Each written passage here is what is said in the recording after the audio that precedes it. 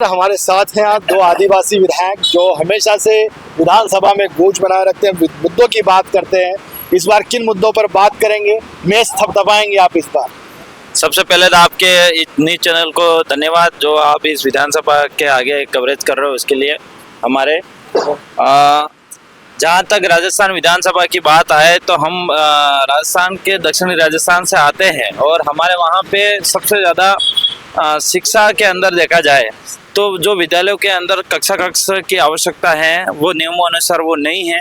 और जहाँ तक है कि मतलब 70% मतलब 30% सीटें जो है खाली रिक्त सीटें पड़ी है, उसको लेके हम पुरजोर तरीके से आवाज़ उठाएंगे इस सदन के अंदर। और हमारे बिजली, सड़क, स्वास्थ्य, उस पर हम आवाज़ उठाएंगे। आपके एक आदिवासी सांसद अलग प्रदेश की मांग कर रहे हैं, इस पर क्या कहेंगे? बिल प्रदेश की मांग सांसद साहब नहीं, उस क्षेत्र में रहने वाले तमाम लोग कर रहे हैं। हमें सेपरेट बिल प्रदेश चाहिए। विधायक जी, आप अलग प्रदेश की क्यों मांग कर रहे हैं, कारण बताइए। कारण तो ये है कि ये मांग हमारी नहीं, हमारे पुरखों की है।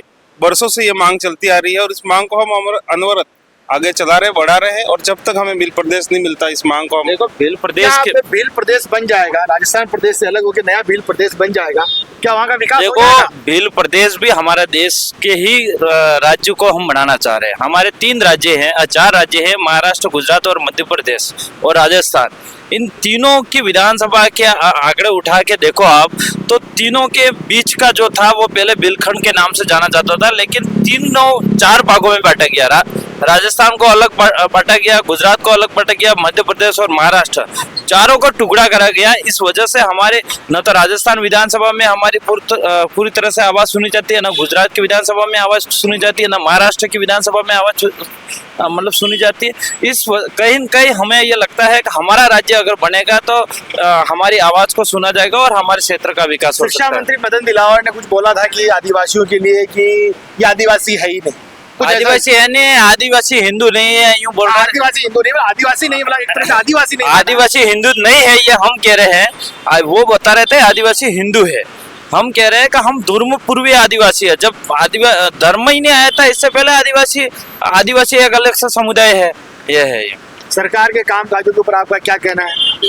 देखो, सरकार के अभिभाषण हुआ है और अब तक का जो 1 साल भर हुआ है उसमें हमें नहीं लगता कि सरकार हमारा जो दक्षिणी राजस्थान है आदिवासियों की हितैषी, उसके लिए कोई प्लान नहीं बनाया है। न स्कीमें ऐसी है जो उन स्कीमों पर मतलब अपन कह सकते हैं कि नहीं ये हमारे लिए हितैषी और बहुत अच्छी योजना है। मुझे नहीं लगता कि सरकार अब की बार हमारे जो आदिवासियों के हित में काम करेगी। सरकार का 1 साल पूरा हो गया, लेकिन न तो शिक्षा पे सुधार हुआ, न स्वास्थ्य पे सुधार हुआ, न बिजली सड़क पे सुधार हुआ। आज बिजली की बात करें, स्थिति वो है प्रदेश के अंदर जहाँ पे एक तरफ मुख्यमंत्री महोदय कह रहे हैं कि हम 24 घंटा घरेलू बिजली दे रहे हैं, लेकिन वहाँ पे देखा जाए तो 6 से 7 घंटे बड़ी मुश्किल से मिल रही है। किसानों के लिए 6 से 7 घंटे की बात कर रही है, 1.5 घंटे बड़ी मुश्किल से बिजली मिल रही है, इसमें भी कटौती की जा रही है। आज सड़कें की हालत जहाँ पे है वही है। आज विद्यालयों के अंदर क्रमोन्नत कर दिया, लेकिन नियमानुसार जो पद स्वीकृत होने चाहिए थे वो पद स्वीकृत नहीं हुए। कक्षा विद्यालयों के अंदर होने चाहिए वो नहीं हुए है। तो सरकार ने करा क्या 1 साल के अंदर? सरकार के तो कुछ मतलब सत्ता के विधायक, मतलब बीजेपी के विधायक तो कुछ कहने की हमारी तो कोई बात ही नहीं मानता है। और उनका कैबिनेट मिनिस्टर किरोड़ी लाल मीणा जो सवाल उठा रहे हैं बार बार सरकार के लिए कि इस सरकार के अंदर जो मैं मांग रख रहा हूँ पूरी नहीं हो रही है, ऐसे ही भर्ती को रद्द करना चाहिए, नहीं हो रही है, इसलिए मैं बहिष्कार करता हूँ कि विधानसभा में नहीं जाऊंगा। लेकिन वो गए एक दिन, लेकिन फिर भी कहीं ना कहीं मन मुटाव है। क्योंकि मन मुटाव का कारण ये है कि बात कहीं नहीं मानी जा रही, इस पर क्या कहें? नहीं, वो भाजपा वाले खुद नेता परेशान है, बीजेपी के एमएलए परेशान है, हम लोग तो है ही, लेकिन वो तो मजबूरी है उनको। वो कभी कानाफूसी करते हैं, फोन करते हैं, अरे नहीं वो विधानसभा में बोलते हैं वो लोग कि हमारी सुनी नहीं जा रहा है, लेकिन वो खुल के बोल नहीं पाते ना। पार्टी के विरोध में जाके कैसे बोलेंगे भाजपा के नेता? भाजपा के जो विधायक है वो खुल के विरोध ही नहीं कर सकते। हम लोग तो बोलेंगे मैं बोलूंगा तो मुझे सजा भुगतनी पड़ेगी, लेकिन मैं बोलूंगा लाल जी ही बोल सकते हैं, बाकी दूसरों के दम है ही नहीं बोलने का। दम क्यों नहीं है? वो तो पार्टी की गुलामी करेंगे ना, दोबारा टिकट चाहिए उनको। अगर टिकट बोल देंगे खुल के तो टिकट नहीं मिलेगी उनको। हाँ, अच्छा, ये बात है ना। नहीं, और क्या कुछ कहेंगे?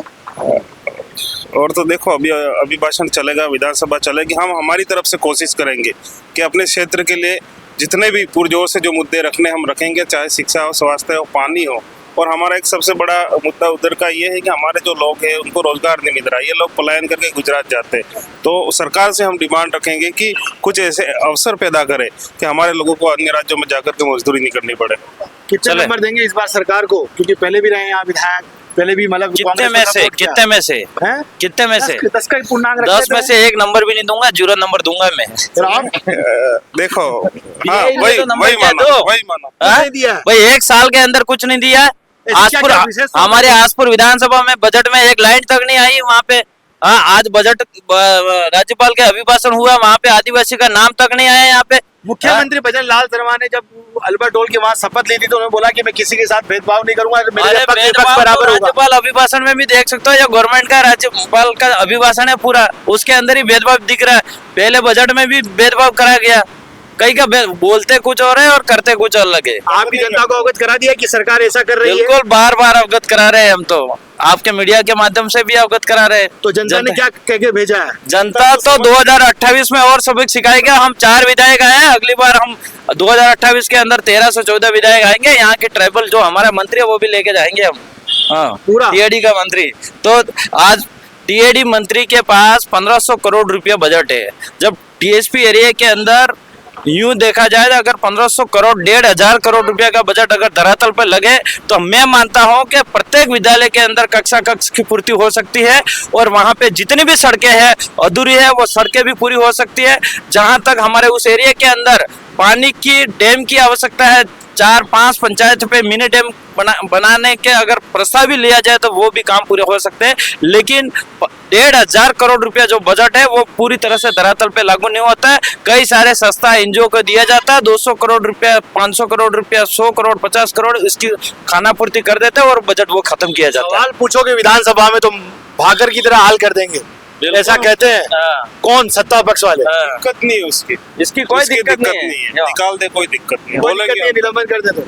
देखो मुकेश भाकर जी को भी वो लास्ट में जाके उन्होंने निकालने का पूरा प्रयास, षड्यंत्र रचा रखा था उन्होंने पूरी तरह से। हाँ, बोलिए। बाकी मुकेश भाकर एक युवा है, हमारा साथी है, हम भी उनके समर्थन में हैं, और उन्होंने जो भी आवाज उठाई थी वो उसके विधानसभा की क्षेत्र की जनता की आवाज उठाई थी। अब विधायक जो स्पीकर महोदय को इस तरह से नहीं करना चाहिए था। विधायक जी, मेरा ये सवाल है कि सरकार योजनाओं का नाम बदल रही है या योजनाएं बंद कर रही है? योजना का नाम भी बदल रही है और योजना भी बंद कर रही है। आज सड़क पे देखो आप लोग, राजीव गांधी युवा मित्र कितने सड़क पे है, मतलब उनकी कोई सरकार देख ही नहीं रही है। अच्छा, लेकिन इस बार आदिवासी जो बेल्ट है वहाँ पर मांग तो करते होंगे आप, हमको हमने चुन के भेजा है, लेकिन आप विधानसभा में के माध्यम से कुछ काम हो नहीं रहा है, फिर क्या जवाब देते हैं उनको आप? देखो क्षेत्र में जाके हमारा काम है कि वहां की विधानसभा की जनता की आवाज को राजस्थान के विधानसभा इस सदन के पटल पे रखने की, और हम आवाज उठा रहे।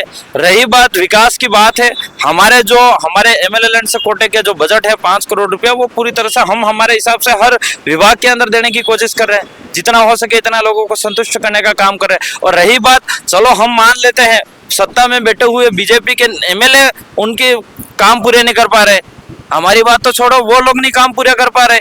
उन्होंने जो वादे करे वो वादे मतलब 25% भी वादे पूरे नहीं करे उन लोगों ने। भजन लाल शर्मा ने जब विधायक दल की बैठक बुलाई विधानसभा सत्र होने से पहले, 52 काम काज गिनाए उनको और विधायकों को बोला कि जमकर वो 52 काम सिर्फ विपक्ष को जवाब दीजिएगा। 52 एक साल के 52 काम, महत्वपूर्ण काम।